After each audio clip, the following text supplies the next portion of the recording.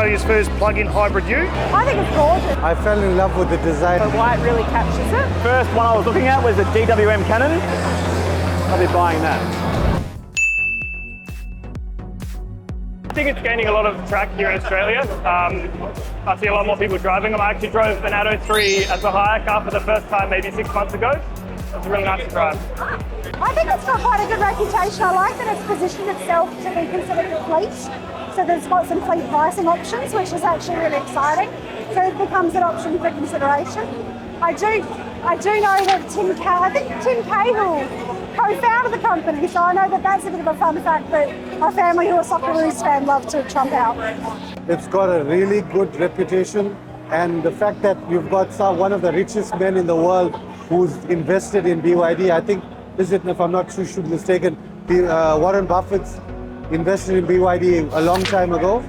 So I feel it's a reputable brand, and it's just getting better and better. Technology attracted me. I love the tech, and I like Tesla. I used to follow Tesla. But when I was introduced to BYD, it's leaps and bounds ahead of Tesla. Reputation, I think it's growing. It's becoming reliable, available, and I think it relates to kind of the everyday person. I think electric has always been a dream, but BYD make it available. I didn't know much about it. I've seen them a little bit around the city, and it was only until my company have got them as fleet cars that I've really started to appreciate them, because they are a lower price in comparison to some of the other cars that we were getting. So for my car package, it makes it lower, which is great. And just driving them, all the features are really amazing with the seats and even the sunroof, and the big screens is really great for the price that you're paying. Yeah. So how did you know about the Shark? The boys at work asked if I wanted one because I'm from a farm. So I always want a ute, and I drive the cars around and I always say, oh, I want to get a ute, I want to get a ute. And they say, no, these are our work cars. So when they said, oh, we're getting a Shark, I was like, yeah. And now, yeah, we're getting 3 and I'm getting one of them in the company. Same again with the car. I did a lot of research on the company and was quite impressed with the performance over the last 5-10 years. With the previous cars, with the company as a whole. The reliability reports from places like China, where they're used quite frequently, quite impressed. I think it's gorgeous. I think it's high enough, it's small enough without being crazy. I'm working in the city, and actually it's important to actually find something that suits obviously the city roads, but still able to do the work. It's a plug-in hybrid ute. That's a whole missed opportunity in the market, so it's really exciting that there's actually an option to look at. I actually really liked it. I think it's a very simple lines, it's a beautiful design, and the colour that you brought out for the opening was amazing. Like the white really captures it. I fell in love with the design as soon as BYD put it out. I was in love. It was amazing. It's so futuristic. I love the light bar. I love the whole look of it. It's so aggressive as well. Really like it. The fact that you've got a 1.5 liter engine in there, purely based on charging the battery, it's just out of this world. The fact that you've got a ute, and BYD's come out with this before Ford, before Mitsubishi, before anybody else, it's just amazing. And I've been following the BYD brand since the launch of the Seal. I'm actually trying to wait to get online to put my deposit in. Yeah. Really? Today? Today, yes. I had a Mitsubishi Outlander, but it was in an accident, so this was my replacement car. You have to compare what you're getting with the technology as well, compared to the top-selling Ranger or the Wildtrak. It's just unbelievable. It's sleek. Looks amazing. Looks normal. I like it. I think it's very slick, it's very modern and new, keeping up with some of the other utes that are coming out, and I really like the sort of sparkly, that sort of touch to the colouring of it. I like, in terms of the hybrid form of it, so that it automatically kicks in when it sort of wants to use the petrol versus the electricity. And for someone like me who does a lot of driving, that's very handy for wherever I'm going around. I'm going to get this car when it comes out on the first ship over in December or January, whenever the first one is. Amazing. Everything I expected. I did a lot of research online prior to coming here. Followed every Facebook page internationally and in Australia. Very impressed with what I've seen. The performance and economy is a big one. The soft touch features in the interior are very nice. And a lot of the technology is really up there. Price is amazing. You can't argue with the price. It's very, very competitive. To be honest, the first one I was looking at was the GWM Cannon. Somehow along that line I stumbled across the BYD and yeah, led me to here tonight.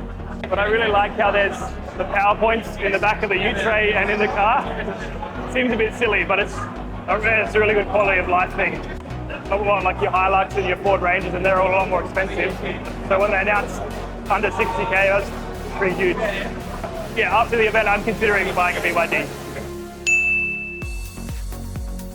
Depends on it. I've got a bit of a range of vehicles that I consider for work, so it depends on what can be best fit for purpose and what can be best suited for use. Personally, I like to be able to get around the city.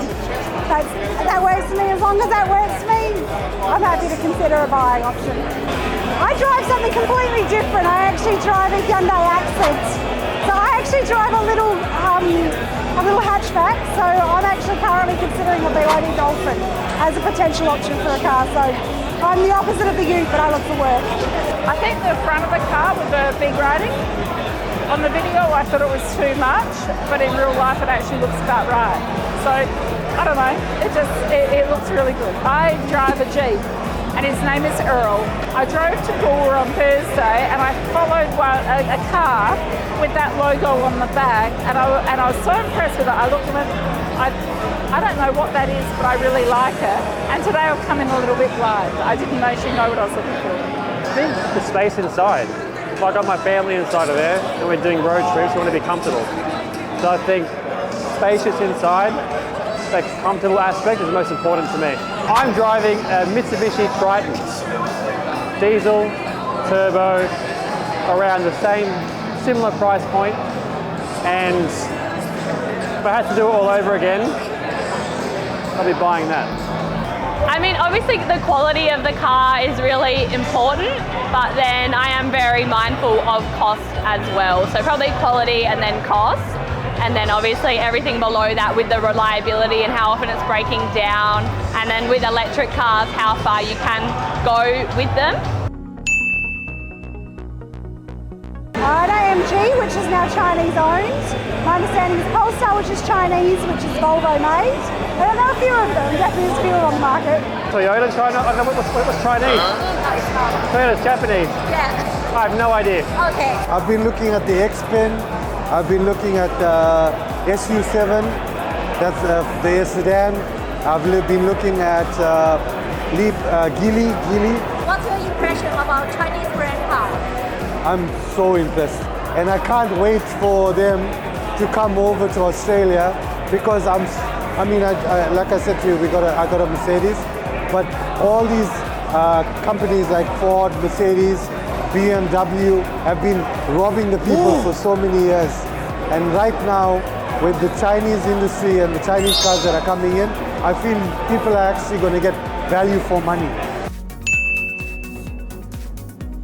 Well, utes are pretty far up there, so the Shark 6 is in a good spot. I think like a hybrid's probably the way to go for the future, because you've got the electric component, but then somewhere like Australia where maybe the infrastructure is not quite there yet for a full EV, provides that comfort. Australia loves their utes. Anything outside of the city, Australia loves their utes. In the city, Australia loves their utes. I love the fact that electric vehicles are on the market. It's really good that that's actually becoming quite an environmental option, environmental consideration.